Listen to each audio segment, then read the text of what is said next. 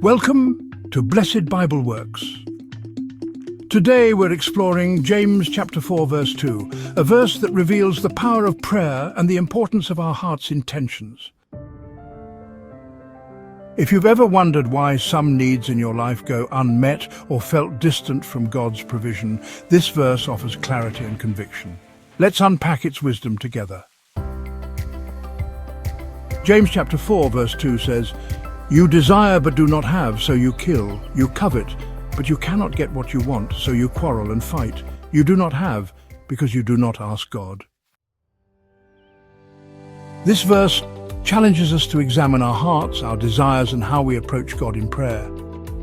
James addresses three key issues: misplaced desires, conflict, and a lack of dependence on God. Let's break it down. First, James says, "You desire but do not have, so you kill. You covet, but cannot get what you want, so you quarrel and fight." This part of the verse highlights human nature's tendency to chase after things in unhealthy ways. James is addressing the dangers of selfish ambition and envy, trying to fulfill our desires through our own strength, often at the expense of others. Instead of turning to God, we can fall into the trap of striving, competing, or even harming others emotionally or spiritually in our pursuit of worldly success, recognition, or material things. But these methods never bring true fulfillment. Psalm 37 verse 4 gives us the alternative. "Take delight in the Lord, and He will give you the desires of your heart." When we focus on God, He aligns our desires with His perfect will. Then, James delivers the key message. You do not have because you do not ask God. Here James reminds us of a simple yet powerful truth. Many of the blessings we lack in life are simply because we don't ask God for them. Prayer is the bridge between our needs and God's provision. But why don't we ask? Maybe we doubt God's willingness to provide, or we think we can handle things on our own. However, Jesus himself encouraged us in Matthew chapter 7, verse 7, saying, "Ask, and it will be given to you." God is a loving Father who wants His children to come to Him with their needs. It's important to note that James is not encouraging selfish or greedy prayers. In the next verse, James explains why some prayers go unanswered.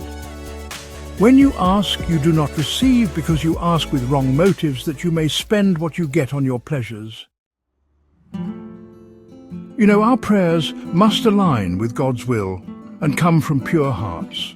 This doesn't mean, of course, that God won't meet our needs. He always provides what's best for us. But it's also a call to really examine whether our desires are rooted in selfishness or in a genuine longing to glorify God and bless others. James chapter 4 verse 2 reminds us of three key truths. First, misplaced desires lead to conflict and emptiness. Second, many blessings go unmet because we fail to pray. And third, when we approach God with pure motives, He meets our needs in ways far beyond what we can even imagine. You know, prayer isn't just a backup plan. It's the lifeline to God's provision, wisdom, and peace. Whatever you're longing for today, take it to God in prayer, trusting that He knows your needs and desires to bless you in His perfect way. Thank you for joining us today on Blessed Bible Works. If this message encouraged you, please like, share, and subscribe for more insights from God's Word. This week, remember the power of prayer. Ask God boldly for what you need, align your heart with His will, and watch how He provides. Until next time, may the Lord bless you and guide you in every step.